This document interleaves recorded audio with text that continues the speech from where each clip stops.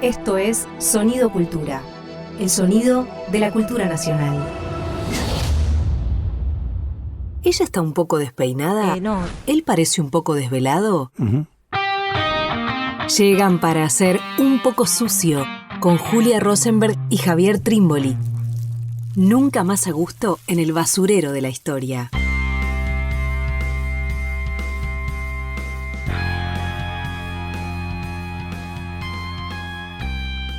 Bienvenidos, bienvenidas a una nueva emisión de Un poco sucio. Estamos con Javier Trimboli. ¿Cómo te va, Javier? Bien, Julia, aquí estamos, muy bien. Bueno, una emisión que estoy en contra. ¿Estás en contra de esta emisión de Un poco sucio? Eso no se puede decir al aire. Ayer te lo dije, me arrepentí de que hagamos esto. Tarde. No sé, vamos a hablar de sí, este va a libro. ser una emisión distinta realmente. Bien. Bueno, está bueno, ¿no? Estamos en el tercer año de Un poco sucio. Continuidad, pero al mismo tiempo también queremos cada tanto marcar cosas distintas. Y en este caso, algo que yo diría sí, Julia Rosenberg con su libro Eva y las mujeres no necesitaba que nadie le hiciera bombo, porque ya es un libro que se leyó y se sigue leyendo muchísimo. A ver, no sé si estoy exagerando, pero no hay muchos libros que provengan de las ciencias sociales o las humanidades que se conviertan en un libro que por lo bajo, y además sobre todo gente joven, ¿no? Por lo menos sub 40, lee mucho, ¿no? Yo doy clases en la Facultad de Humanidades en La Plata y en la Facultad de Humanidades en La Plata es un libro que se ve que se lo está leyendo. Quiero decir, hay pocos libros provenientes de las ciencias sociales y las humanidades que se transforman en libros muy leídos por muchísima gente. El título tan feo de bestseller no le cuadra, nada tiene que ver con su contenido, es otra cosa, es una editorial pequeña, la de Futurock. Pero bueno, vamos a hablar del libro de Julia. Qué vergüenza. Esa es la novedad. Vamos a hablar del libro de Julia. Muy a mi pesar. Muy a pesar de Julia, pero bueno, aparte, a ver, confieso, si bien en algún momento me acuerdo que hicimos un podcast que se hacía en el CCK también, que se llamaba Hey Patria Mía, que era muy propio de la coyuntura de la pandemia, año 2020. Hicimos una entrevista y alguna pregunta hubo sobre el libro. Nunca tuvimos una conversación con Julia sobre el libro. Entonces, bueno, vamos a llevarlo adelante acá. Bueno, ¿qué te pareció? ¿Bien? ¿Qué te pareció? A mí me pareció muy bueno. A mí me pareció muy bueno. Yo tengo, a ver, como varias preguntas, ¿no? Voy por una primera. O sea, el tema del libro no solamente es Eva, es Eva y las mujeres. ¿Bien? Esa composición, esa forma de conjugar tanto a Eva como a las mujeres. Y claro, se ha escrito muchísimo sobre Eva. Pero lo que me llama la atención, primeramente, al releer el libro en la segunda edición, que me regalaste con cariño, ¿bien? ¿Qué me llama la atención? Que se escribió tanto sobre Eva y que nunca se había pensado construir una reflexión, un argumento, un libro que colocara el punto justamente en Eva y las mujeres. Entonces, bueno, mi pregunta es, ¿cómo entendiste vos esa demora? ¿No? ¿Cómo entendiste vos esa demora en construir este tema? Claro.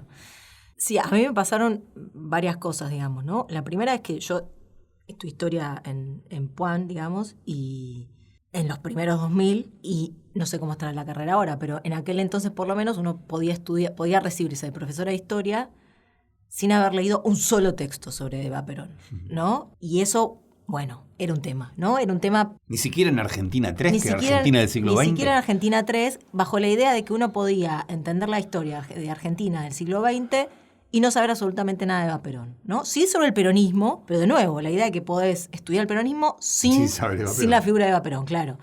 Entonces, de alguna manera, las lecturas que fui haciendo sobre Eva, me cuesta tanto hablar así, fueron, como decirlo, por fuera, ¿no? de un circuito académico, ¿no? Si bien al mismo tiempo, durante esos años se publicaron algunas investigaciones, como por ejemplo la de Carolina Barri, Adriana Valobra, ¿no? Pero que sin embargo, por lo menos en esos años a mí no me llegaron, ¿no? Esas lecturas. Y esa demora creo que tiene que ver con varias cosas. Por un lado eso, ¿no? Que la historia académica de la posdictadura no encontró en Eva un tema, ¿no? Un objeto de estudio, ¿no? Y que si llega es más tardío, ¿no? Creo que la tesis que publica Luna Barri, Evita Capitana, es de ya post-2000, ¿no? Y todo lo de los trabajos de Adriana Valobra, y hablo de ellas dos porque son quizás las que más abordaron desde la academia el tema, concentraron ellas el tema, ¿no? Hay otras que en el último tiempo empezaron un poco más, sobre todo en lo que son como estudios más de provincias. Bien. Pero creo que tiene que ver, por un lado, eso, ¿no? Que con los estudios más académicos no encontraron en Eva un tema, sí por fuera, ¿no? El Tomás Eloy Martínez, con sus novelas antevitas, sí las películas, ¿no? Quiero decir, por fuera del campo académico... Marisa Navarro. De España, ¿no? Claro, pero pasa Marisa Navarro es un libro que previo, ¿no? Claro, de los 70, fines de los 70.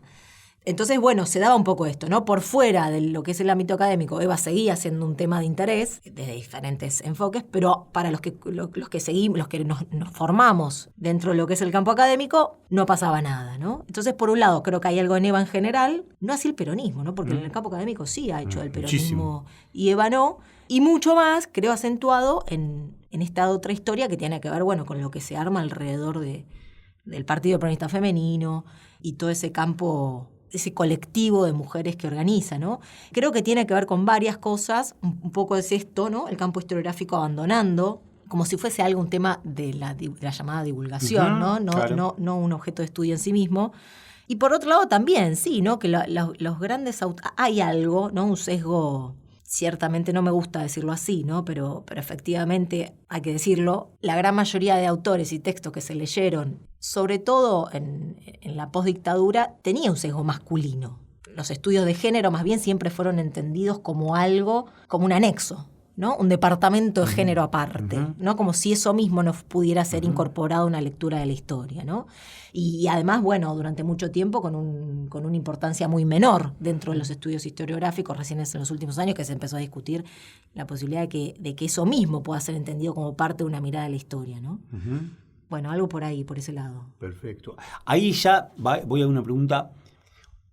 Dejás en claro que tu libro interviene en discusiones, vacíos, lagunas en el campo historiográfico. Pero a la vez también, interviene en lo que, por supuesto, de un tiempo a esta parte, lo acabas de decir, ha explotado, que es los textos de los feminismos, ¿no? El campo discursivo de los feminismos. Tu libro, tanto, pone un pie con ganas de discutir en la historiografía, pero también pone un pie fuerte en el campo de los feminismos. ¿Cómo lo ves esto? ¿En qué te interesa a vos? Digo, me da la impresión que queda clara cuál es la diferencia que querés hacer con el campo historiográfico. ¿Cuál es la diferencia? ¿Cuál es la discusión en el campo de los feminismos? Sí, yo diría que si hice tanta referencia al campo historiográfico es quizás porque es la formación propia y porque también es verdad que parte del libro se hizo leyendo esos textos, ¿no? Y referenciándose en esos textos. Pero me parece que por el tipo de escritura, por el tipo de circulación, por la editorial, creo que es un libro que no se hizo ninguna presentación en la Facultad de Filosofía y Letras donde yo estudié. Quiero decir, si bien me nutro de ahí y me formo ahí, y sin dudas estoy discutiendo con algo de ahí, me parece que no es un libro que buscó incidir ahí. No, nadie lo reseñó de ese ámbito. Quiero decir, si hubo una discusión fue fue implícita, digamos, bien, ¿no? Y respecto de los feminismos, sí, la verdad es que el libro me parece que circuló y que fue pensado, que necesariamente tiene una discusión ahí.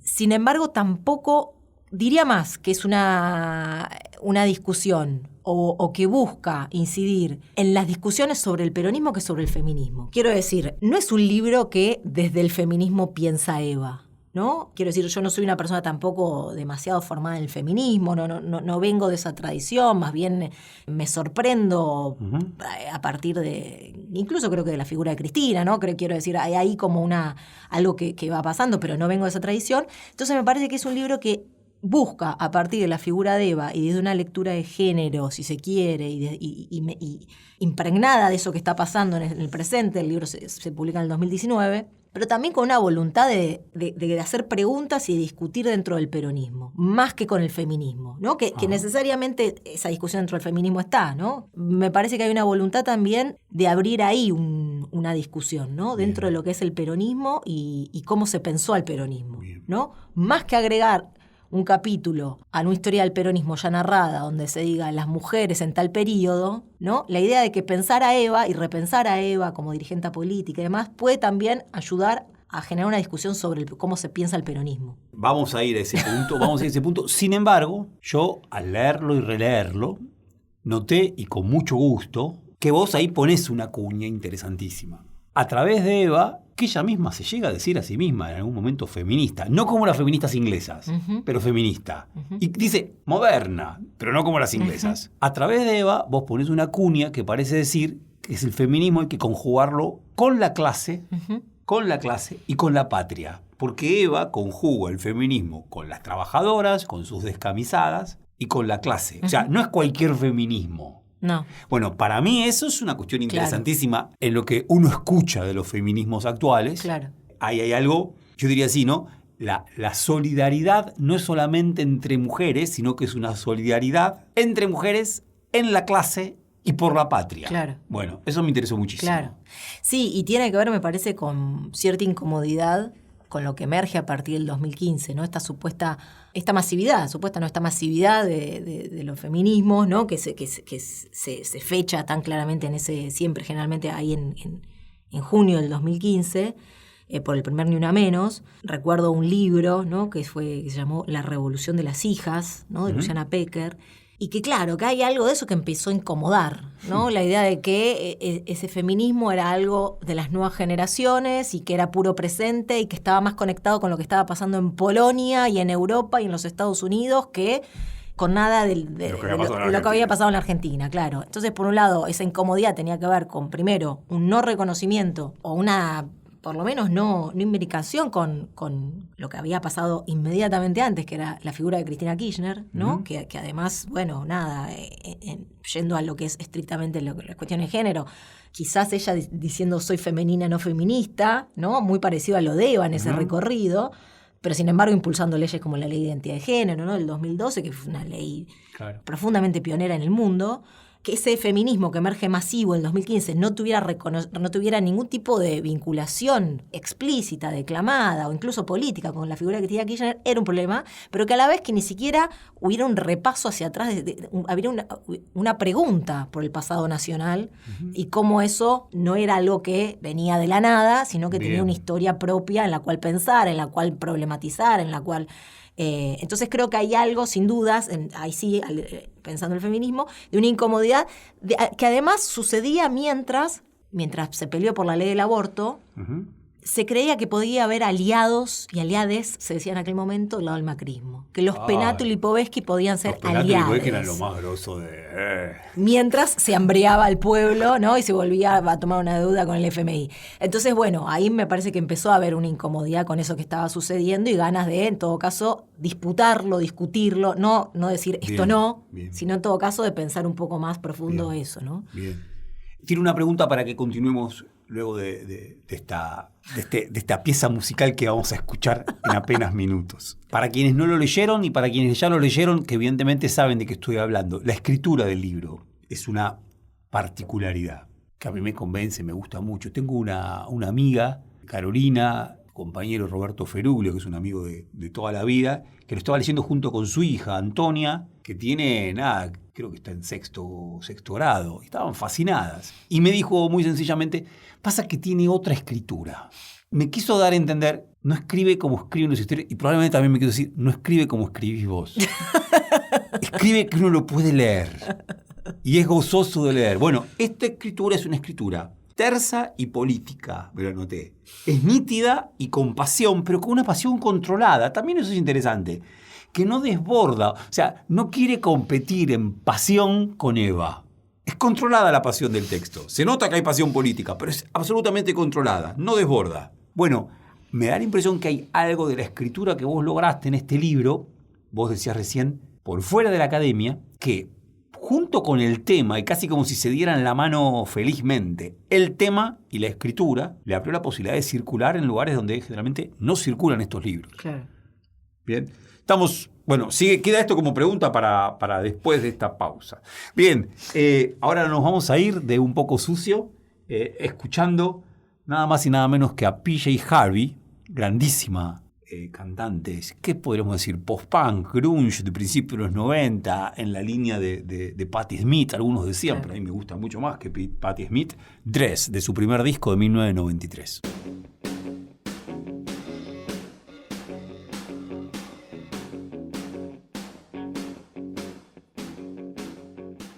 Javier Trímboli y Julia Rosenberg hacen Un Poco Sucio. Un programa de historia desprolijo, pero eficaz. La Patria Archivera. La Patria Archivera. Es por eso que yo lucho y me he puesto al lado de las mujeres. Es por eso que yo solicito con tanta ansia el voto femenino. Dicen, una de las causas, ¿por qué? Dicen que no podrían dar el voto. Estoy segura que lo van a dar. Es porque las mujeres perderían la feminidad. ¿Y acaso no perdemos la feminidad las mujeres que hemos tenido que salir a las 4 de la mañana a ganarnos la vida a la calle?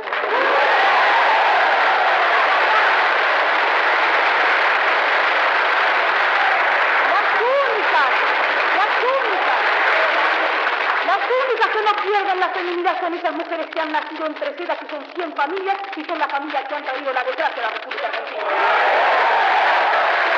Pero nosotras, las mujeres del pueblo que hemos salido a la calle a ganarnos la vida, también tenemos derecho a que se nos respete más y por eso tenemos derecho a que se nos oiga y para eso necesitamos el voto femenino.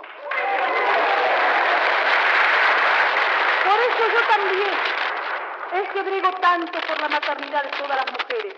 La maternidad, las mujeres obreras, las mujeres pobres para dar hijos a la patria era un tormento y un sacrificio porque no tenían más que un mes antes y después del parto. Yo he solicitado al doctor Guardo que se encare ese problema y hoy por suerte puedo decirle que la honorable Cámara de Diputados está por dar una ley en que tendrán las mujeres un mes y medio antes y 2 después del parto.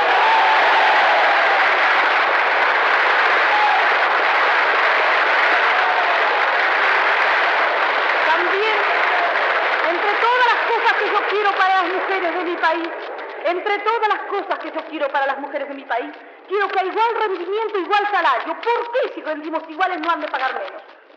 Eso es una de las tantas conquistas que yo quiero para las mujeres de mi país y que creo que ese sueño se ha de lograr en todas las ramas de la industria y en todo el país.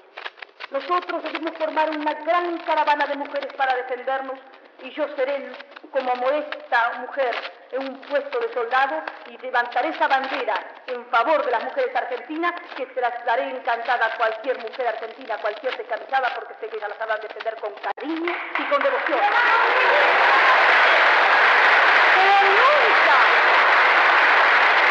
Pero nunca lucharé, no me harán callar y lucharé y no se la veré ninguna de esas 100 mujeres privilegiadas que están luchando todavía por una causa desgraciada que no es la causa del pueblo, y a los otros que aplauden y victorian a mariscales extranjeros y llevan otra bandera que no es la nuestra y cantan otro himno que no es el nuestro. Nueva sección de La Patria Archivera. Sí, tal cual. Estábamos escuchando a Eva Perón en un discurso que da a fines del 46, ¿no? Muy joven. 27 años. Muy joven. 27 años. Es espectacular porque, bueno, frente a trabajadores y trabajadoras de la industria textil, ¿no? Que es una industria que suele tener presencia de mujeres, ¿no? En su mayoría. Es un discurso buenísimo. A mí me encanta. Aparte es Eva antes de ser Eva. Exacto. O sea, es antes del mito. Uh-huh. Tanto antes del mito hecho por el odio a Eva, pero también de nuestro mito plebeyo, Eva, que también trabajas en tu libro, que también aparece en tu libro. No sé si trabajas que aparece en tu libro. Claro, es antes. Y eso es maravilloso, porque es otra... Parecido a lo que comentábamos en la edición anterior sobre el programa sobre Néstor Kirchner, ya era esa Eva. Claro. Todavía no había hablado desde la Casa Rosada. Todavía no había pisado el balcón. Si no me equivoco, no había pisado el balcón. Claro. Y sin embargo ya está diciendo esto, y lo dice con un fervor particular, con un entusiasmo. Y perdón, Juli, lo que más me encanta es que no la dejan hablar. Claro. Sí, eso es espectacular. Y a la vez la voz aguda, ¿no? Sí. Como que porque hay algo también de eso, ¿no? De escucharla a ella, que es, ¿no? Como es distinto al leer su discurso, ¿no? Y escucharla, y tan distinto a la voz más grave de enferma que le conocemos ya 51, 52. También, ¿no? Es como muy impactante lo nerviosa que está, ¿no? Como que se nota esto, que son sus primeros pasos. Se traba, ¿no? Se traba, hay palabras que no terminan de salirle y, ¿no? Es fenomenal. Y bueno, y lo que dice, ¿no? También como tan manchadito. Me parece que eso también hay algo, hay una potencia de ella, ¿no? Respecto de la mujer trabaja, la mujer obrera. Yo quiero que sea madre la obrera, ¿no? Que mezcla madre con obrera para dar hijos a la patria.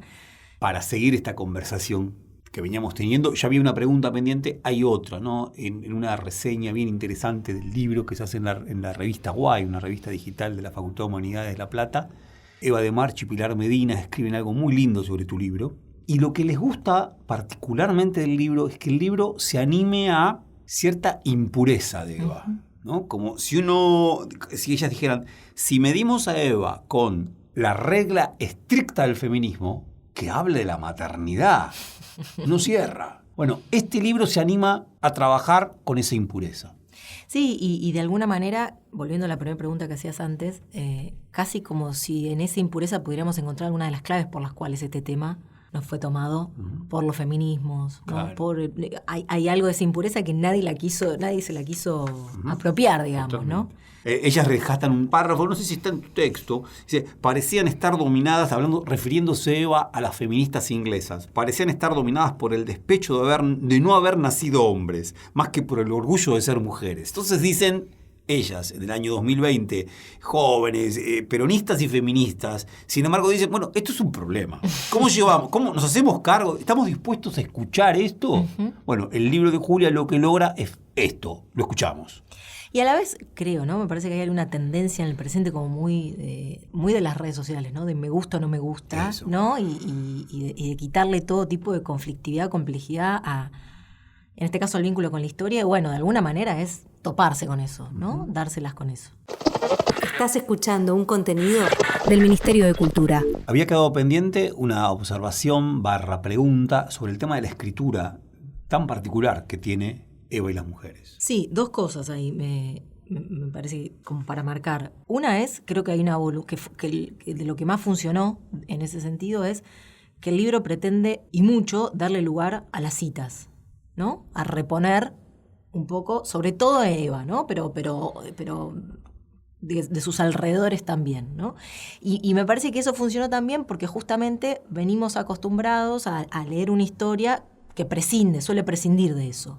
De nuevo, esta extrañeza que nos produce escuchar a Eva a fines del 46 y que la teníamos tan poco escuchada, bueno, se habló tanto tiempo de Eva y no se la escuchó, ¿no? Se pensó, se escribió tanto y sin embargo a ella, a su voz, a sus discursos, a sus palabras, se le dio menos bola, ¿no? Me parece que el libro de alguna manera intenta, insisto, ¿no? Creo que es una de las virtudes que tiene el libro, no sé cuántas más tiene, pero esa la tiene, que es la de reponer justamente mucho su voz y su palabra.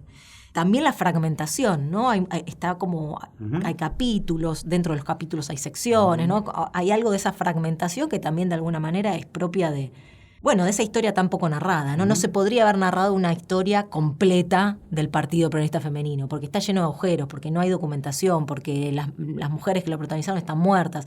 Entonces hay algo de esa fragmentación que también tiene que ver con el propio desplazamiento de esta historia, ¿no? Y me parece que esa fragmentación también de alguna manera hace esa escritura. Y después, por último, una preocupación, casi hasta la ubicaría generacionalmente, en el sentido de quienes nos formamos en historia y a la vez atravesamos el kirchnerismo. No hay manera que esa pregunta por la historia no sea una pregunta también por su circulación, ¿no? Porque vivimos años en donde la historia volvió a tener una impregnancia, una importancia política, social. Entonces me parece que, y de alguna manera yo me nutrí de eso, trabajé en eso y a la vez estudié en ese momento, entonces me parece que hay, pero creo que, insisto, ¿no? Pasa también generacionalmente, lo veo en compañeros y compañeras que también se dedican a lo mismo, ya sea en ámbitos más o menos académicos, pero que incluso la pregunta para quienes no se dedican a la divulgación está, ¿no? Está como crisis, como potencia, de la manera que sea, pero que esa pregunta aparece, ¿no? ¿Qué es lo que hacemos con la historia? Entonces me parece que hay algo muy propio, insisto, no de estos años, pero sí de el 2010, en los alrededores del 2010, bien, en donde qué estamos produciendo y para quiénes producimos y que queremos que eso que se produzca o que eso que estamos pensando genere, no una circulación en términos de mercado, sino en que tenga una potencia política eso que se produce, que pueda generar alguna discusión, que pueda generar algún encuentro, que pueda generar algo con el pasado, ¿no? Y bueno, eso me parece que hasta casi como una experiencia de vida está en quienes vivimos esos años, ¿no? Bien. A colación de esto que acabas de decir, Juli, cantidad de presentaciones tuvo el libro. Muchas de ellas vos me las contaste, todas cosas, tengo que ir acá, tengo que ir para allá, a veces por Zoom, pero muchas veces, luego del momento de la pandemia, físicamente. cantidad de presentaciones. Me gustaría que nos cuentes alguito de lo que pasó en algunas de esas presentaciones, quizás en 1 o 2, conversaciones, discusiones, porque justamente lo que vos planteabas, este es un libro que está para ser leído por fuera del círculo académico, pero más que académico, intelectual, viejamente diríamos letrado, ¿no?, de grandes ciudades, y lo leyó la militancia. Bueno, ¿qué pasó en esa lectura de este libro? Por lo que me llega, ¿no?, que siempre no da cuenta del todo, ¿no? Creo que efectivamente la demanda, vamos a ponerlo en esos términos, de hacer algo alrededor del libro, que fue fundamentalmente alrededor de diferentes agrupaciones militantes y demás, habla también de una demanda, de una voluntad, quiero decir, contra lo que se suele decir de, bueno, la gente está harta de la historia, ¿no? O la gente ya no le interesa el pasado, como que hay picos, cosa que es cierto. Por otro lado, hay momentos en donde eso es más álgido, momentos donde menos, pero parecería haber un balance sobre el presente que dice que la historia ya no tiene interés alguno. Me parece que, por el contrario, de lo que habla, lo que pasó con el libro, es que justamente eso está, ¿no? Que en todo caso no está viendo o estará viendo pocas usinas desde donde se piense eso, ese entramado, ¿no? Producir cosas alrededor del pasado para que se conecte de alguna manera con el presente, para que produzca algo en el presente. Me parece que hay un hambre de eso, y que en todo caso lo que está pasando es que hay poca... No se lo abastece. No se lo abastece, exactamente. En ese sentido, no sé si es tanto una característica del libro, sino una situación, más en términos generales, ¿no? Sí, a mí me pasó mucho, lo digo así, si tuviera que volver a escribir el libro, no lo escribiría de la misma manera, en el sentido de que desde que salió el libro al día de hoy, por todo lo que pasó en el medio con esta presentación y demás, lo que me sucedió fue que aprendí muchísimo. Aprendí muchísimo y a ver eso que había hecho con otros ojos, y a preguntas y problemas que se fueron planteando en diferentes encuentros que me hicieron como entender las cosas, hacer otras preguntas, ¿no? Recuerdo una particularmente de una organización acá en la Ciudad de Buenos Aires, donde una señora más grande le levantó la mano después para intervenir y demás, y una intervención brillante, genial, respecto de su militancia. Ella había militado en los 70, y donde se sentía incómoda que el link que produce el libro y que producía la situación sea con el primer peronismo, y casi como que pasara por alto los 70. ¿No? Como si no hubiera lugar, como si ese encuentro, es verdad, esa no cita, hay mucha presencia no, esa cita del pasado, ¿no? Sería entre los años 40 y 50 con el 2020, del siglo XXI, como si en el medio no hubiera nada para poner. No, y lo poco que hay en el libro tiene que ver con la desaparición del cuerpo de Eva, digamos, más en esa clave que compensar eso, ¿no? Y bueno, y ahí, claro, ahí se produce un problema, pero que creo que también de alguna manera se produce un problema en el sentido de, bueno, que hay que pensar también ese pasaje, ¿no? Sin dudas hay que pensar ese momento, pero lo que sí recuerdo que después llegué a pensar es que, de nuevo, ¿no? Estoy muy repetitiva con lo mismo, pero que se haya podido establecer, lo pienso también en términos de Daniel Santoro, ¿no? Digo, el hecho de que se haya podido establecer una lectura del pasado que deje de lado los 70 y que el momento con el que igual quiera espejarse, pensarse, entramarse, sea directamente el primer peronismo, es producto del kirchnerismo también, ¿no? Me parece que hay algo de los años del kirchnerismo que permitió eso, ¿no? Como un salto al pasado más largo que necesariamente tener que pasar por los 70. Le devolvió contemporaneidad Claro. al peronismo clásico, ¿no? Claro. Y ese movimiento es fenomenal. Pero no deja de ser un problema, ¿no? Quiero decir, como me tomó la intervención de la compañera, claro. Y después me acuerdo de una en Catamarca, una catamarqueña genial, ella del interior de la provincia, trabajadora social, así se presentó, que hizo una pregunta que por supuesto nadie pudo responder, pero que decía algo así, ella trabajando mucho con mujeres en el interior de la provincia de Catamarca, que habiendo leído el libro tenía la sensación, la pregunta acerca de si ese sujeto del peronismo al cual convoca Eva y con el cual construye Eva, ya no existía. Y seguía existiendo. Claro. Bueno, nada, también. Señora, ¿qué le voy a responder? Casi como diciéndote, finalmente tu libro es solamente un libro de historia. Exacto. ¿O tiene alguna vigencia en el Exacto. presente? Sí. Wow. Juli, buenísimo todo esto que nos estás contando. Una pregunta concreta. Aparece en el libro, tiene una fuerza importantísima, el voto femenino, lo conocemos, pero también el Partido Peronista Femenino. que se conoce muchísimo menos. Quiero decir, cuando se piensa Eva y las mujeres, el capítulo es el voto femenino, sancionado en 1947. Ahora, acá aparece el tema del Partido Peronista Femenino, que tal como vos lo estás presentando, tuvo una presencia, una incidencia, una vida muy, muy rica, bulliente, digamos, y sobre el cual poco se sabe. Bueno, sobre el Partido Peronista Femenino. Sí, creo que un poco lo decíamos o lo pensábamos cuando hicimos los Un poco sucios de Eva, ¿no? Que cuando leíamos La razón de mi vida, que claro, no se ha trabajado a Eva en su quizás es exagerado decirlo así, ¿no? Pero en su pensamiento político, en su politicidad, ¿no? Y es difícil, ¿no? Porque claro, hay tal vacío sobre eso que es difícil sobre qué tomar, ¿no? Bueno, están sus textos, están sus discursos y está su obra política, ¿no? Está su organización política. También creo que lo decíamos aquella vez, ¿no? La razón de mi vida tiene 3 capítulos. El segundo y el tercero son Los obreros y mi misión y Las mujeres y mi misión, ¿no? Claro. Y que son los 2 brazos políticos sobre los que Eva construye su poder. CGT y Partido Peronista Femenino. No por nada quienes organizan y arman el Cabildo Abierto del 22 de agosto del 51 para pedirle que sea candidata, son esos 2 brazos políticos, ¿no? Claro.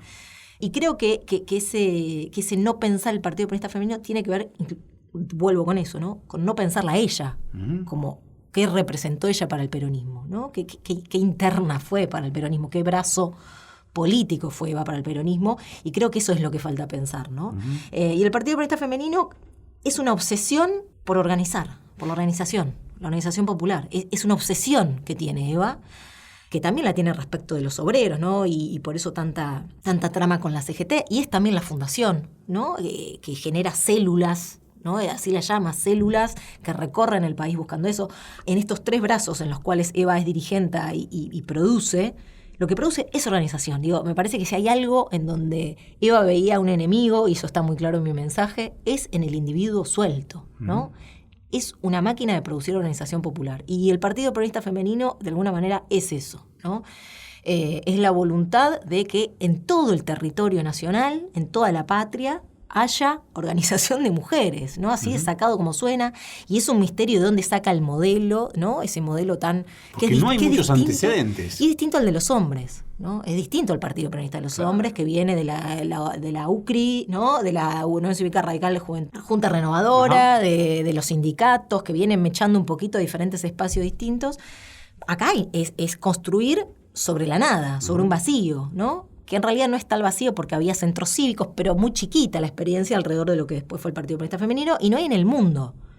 De hecho, Alicia More Justo la bardea mucho en su voluntad de crear el Partido Peronista Femenino, porque dice, no, lo que existe a nivel mundial es lo que tenemos nosotros en el Partido Socialista, que es un anexo, una rama, la rama femenina. Vos lo mencionás, el tema de la falange en España, está, ¿no? Claro, pero no es tal cual, ¿no? No es exactamente de la misma manera.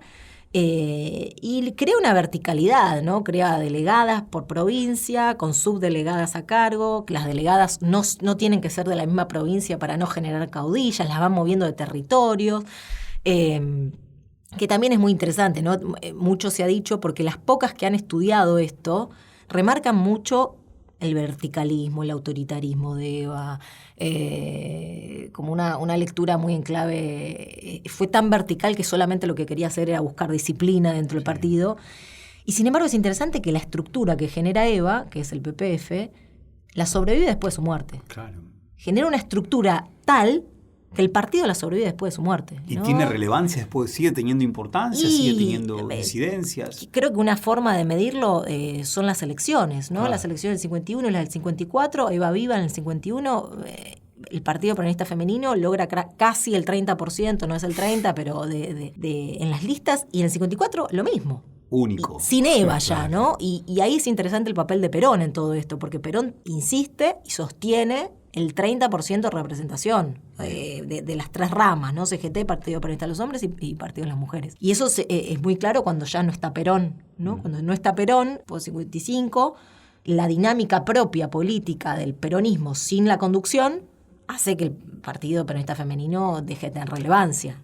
Librada a su propia suerte, sin una conducción que establezca que el Partido Peronista Femenino tiene que tener una entidad, se la come la propia dinámica de los hombres, ¿no? Entonces ahí también hay una importancia en Perón en sostener esta. Totalmente. Y muy interesante el Partido Peronista Femenino también, Javi, y con esto ya cierro, es el laburo en las unidades básicas, ¿no? Creo que ahí también hay una clave donde también se ha leído mucho, no sé, Félix Luna, Luis Alberto Romero, cuando hablan de la ley 13.010, del voto femenino, es el peronismo quería esto por una cuestión clientelar, Claro. ¿no? Por los votos, que efectivamente más mujeres que hombres votan al peronismo, bueno. Y lo muy interesante, me parece, del despliegue que hace el Partido Peronista Femenino es que, muy lejos de ser únicamente una cuestión electoral, de preparar a las mujeres para que voten, que podría haberse resuelto muy fácilmente unas semanas antes de las elecciones, es el enorme laburo que se hace en las unidades básicas con militantes políticas dedicadas exclusivamente a eso, que además Mundo Peronista, a mí me gusta mucho esa nota, porque habla de las unidades básicas del Partido Peronista Femenino como las universidades del pueblo, ¿no? Lo que se hacía en las unidades básicas era capacitar a las mujeres, ya sea en oficios, pero también capacitación política, ¿no? No por nada la escuela superior del peronismo tenía una parte importantísima del Partido Peronista Femenino. Quiero decir, había discusión política en las unidades básicas y que eso se despliegue a nivel que en un pueblo del interior de Chaco haya mujeres discutiendo política, ¡wow! ¿No? ¡Wow! Fue formación de militantes políticas el Partido Peronista Femenino, no de lectoras, no de sufragistas, de militantes políticas. Y acá vería como dos olas contrarias, ¿no? Porque por un lado, el voto femenino en la Argentina llega tarde. Llega tarde, ¿no? Ya está en Brasil el voto femenino. Sin embargo, la manera que llega y que llegue atado al peronismo y que llegue atado al Partido Peronista Femenino, le da una radicalidad absoluta, única, distinta, ¿no? Interesante, porque tantísimas veces se ha pensado, como vos decís, la irreverencia peronista. Sin embargo, la irreverencia peronista no se la pensó en relación con las mujeres. Claro. Y acá tu libro abre eso, ¿no? Y lo impresionante, ¿no? Vuelvo con eso porque quizás es como lo más sintomático, pero estas legisladoras que entran más de 133 en el 51 son amas de casa. Claro. Son trabajadoras, ¿no? Y está la famosa anécdota de que cuando Eva las llama para decirle que son candidatas, que le dicen, no queremos. Uno es porque ese es el territorio de los hombres y no queremos meternos en... Pero otro es que vayan las universitarias. Claro. ¿No? Y Eva ahí genera la cosa de, no, ustedes son las que están preparadas. Claro.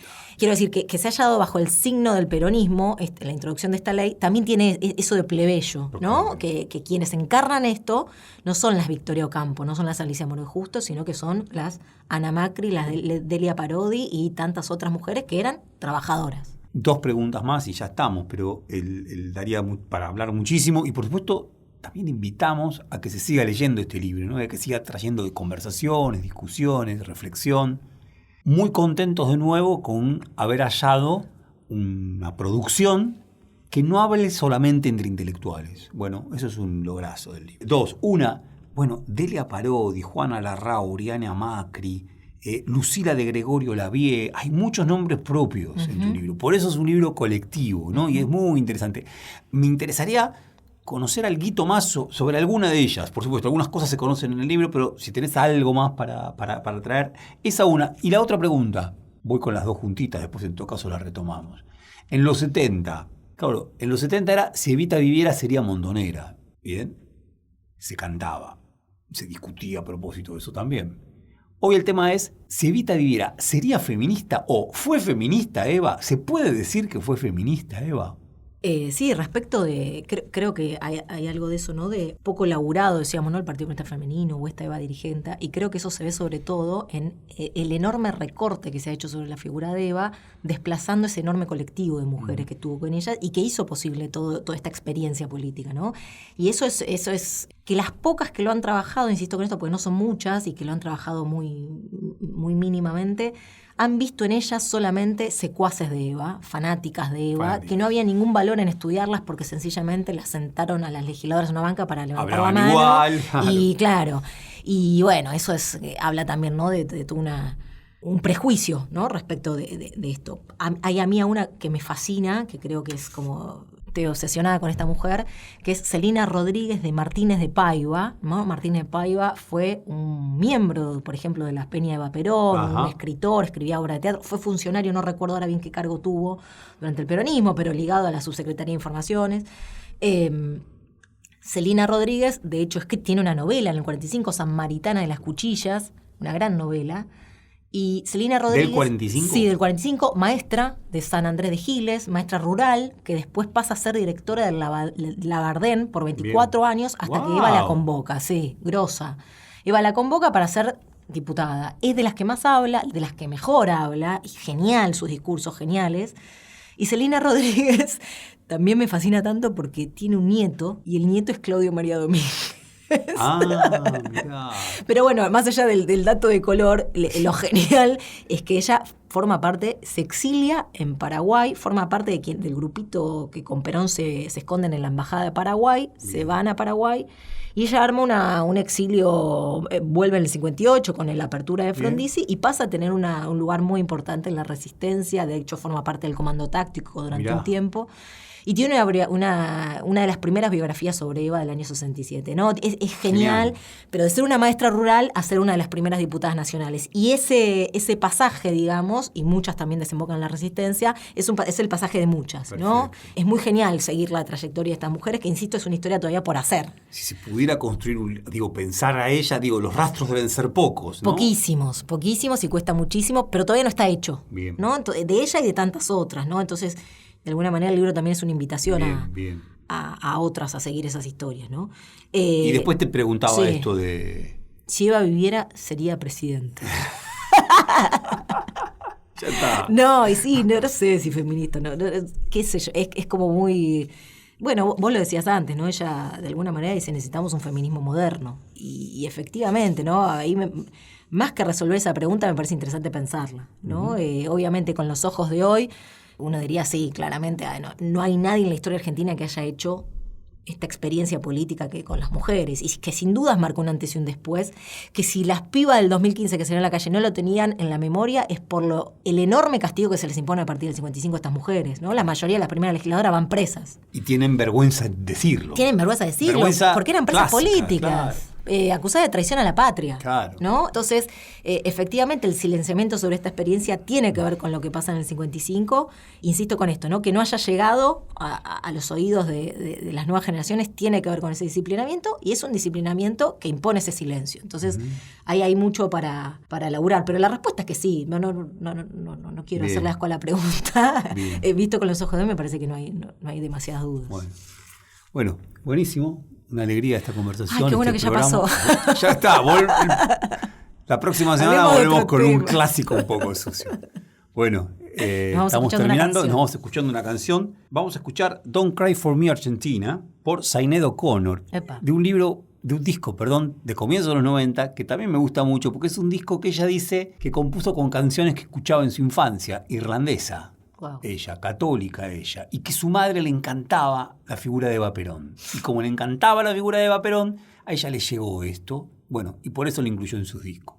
Bien, entonces nada más que eso, dejamos un abrazo para todos y para todas, un poco sucio.